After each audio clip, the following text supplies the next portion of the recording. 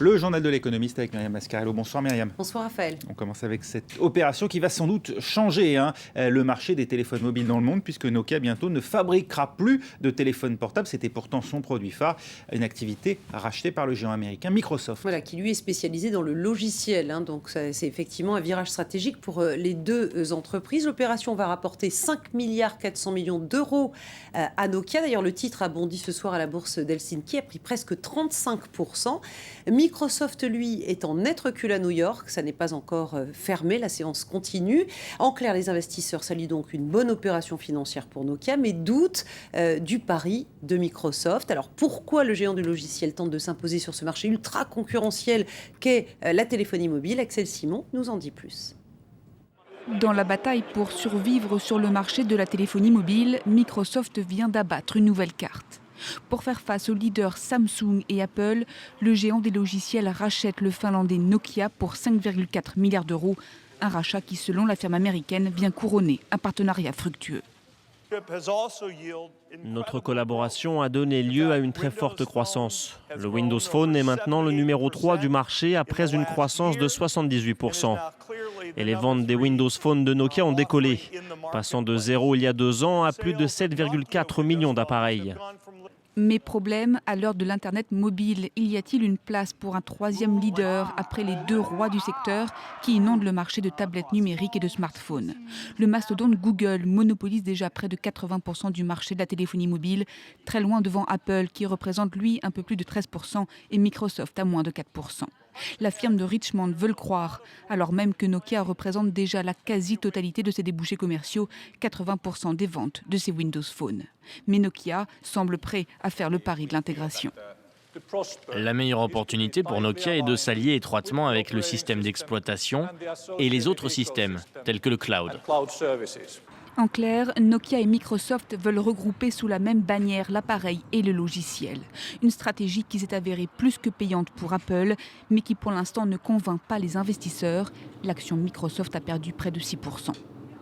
Et toujours dans le secteur des télécoms, l'action Vodafone perd ce soir 5% à Londres. Verizon est en baisse à Wall Street. La séance n'est pas fermée, mais perd presque 3%. C'est important de le voir ce soir parce que hier, Wall Street était fermée pour cause de jour férié. Vous savez qu'hier, Vodafone a vendu donc ses parts 45% de Verizon Wireless à Verizon, donc l'américain, et que cette opération est très importante, 98 milliards d'euros, la deuxième dans le secteur. Donc si on regarde les cours de bourse ce soir, on conclut que les investisseurs là aussi doutent un peu des bénéfices à long terme de l'opération. On passe à la clôture des places financières européennes. Qui étaient à la baisse ce soir en Europe parce qu'elles sont à nouveau très préoccupées par cette intervention militaire qui plane donc en Syrie de la part des Occidentaux. Regardez, Paris a perdu 0,80%, Francfort recule de 0,77% et Londres ferme en baisse de 0,58%. Enfin, une organisation internationale qui semble abonder dans le sens de la France, c'est l'OCDE qui vient de publier ses prévisions et qui, visiblement, voit une éclaircie du côté de la croissance française. Et qui voit même une éclaircie plus grande que celle qui est publiée par le gouvernement français. Donc c'est vrai que ça se fête. Plus 0,3% de croissance en 2013 pour la France selon l'OCDE, toute dernière prévision. Je rappelle que donc le gouvernement français voit, lui, une croissance de 0,1 et que le FMI voit une petite récession de 0,2%. Donc on verra qui a raison de ces trois prévisions. L'OCDE qui s'intéresse à tous les pays du G7 et qui estime donc, qui prévoit un retour de la croissance, une reprise qui est vraiment au coin de la rue pour à peu près tout le monde. C'est le cas, regardez, de l'Allemagne, de la Grande-Bretagne, du Japon, des États-Unis, de la Chine, certes, qui est en croissance de 7,4%, ce qui pour la Chine n'est pas une performance extraordinaire. C'est dans les clous de ses objectifs, mais pas plus que ça. Et c'est d'ailleurs le point d'inquiétude de l'OCDE qui se dit que du côté des émergents, il pourrait y avoir des difficultés suite à la modification des politiques monétaires, notamment de la Fed, de la Fédérale Réserve.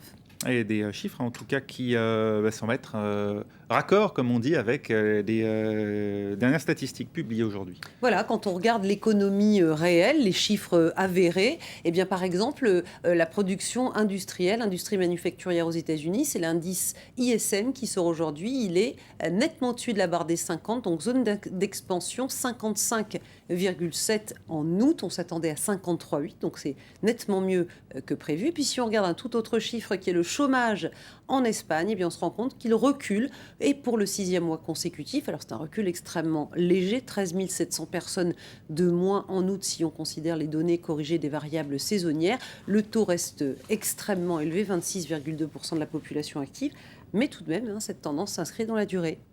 Du côté des entreprises, Carlos Ghosn conforté à la tête de Renault. Voilà, il est décidément seul au volant, désormais seul au volant, puisqu'il ne remplace pas son numéro 2 qui est parti, Carlos Tavares, qui a eu le tort de donner une interview à Bloomberg et d'exprimer son désir d'être lui aussi un numéro 1, pas forcément d'ailleurs chez Renault, chez GM, il avait évoqué GM. General Motors, tout à fait, le constructeur américain. Et voilà, ça lui a coûté son poste et ses responsabilités sont dispatchées dans 2 directions de Renault qui auront à en référer à Carlos Ghosn, qui est donc maître, j'allais dire après Dieu, mais enfin maître tout court. Enfin, la bonne nouvelle de la rentrée pour l'Atecoer. Oui, qui est donc une entreprise historique, un équipementier historique dans l'aéronautique français et qui passe un contrat avec le Brésilien Embraer, qui est donc un constructeur brésilien. Contrat, donc, le Français va fabriquer les portes, notamment des tout derniers avions qui vont sortir des chaînes d'Embraer. Ce sont des avions régionaux, E-Jet, I2 pour ceux qui veulent vraiment avoir le détail. Le montant de ce contrat, c'est $1 milliard, c'est à peu près 760 millions d'euros. Et ça sauve la mise littéralement à l'Atecoer qui est en cours de redressement et donc c'est une excellente nouvelle pour l'équipementier français. Merci Myriam Mascarello. Voilà, c'était le journal de l'économie. Restez avec nous, on se retrouve dans un instant. On reviendra évidemment sur la France qui tente de rallier d'autres pays et pourquoi pas des pays européens à une possible intervention en Syrie. On en parle juste après la météo.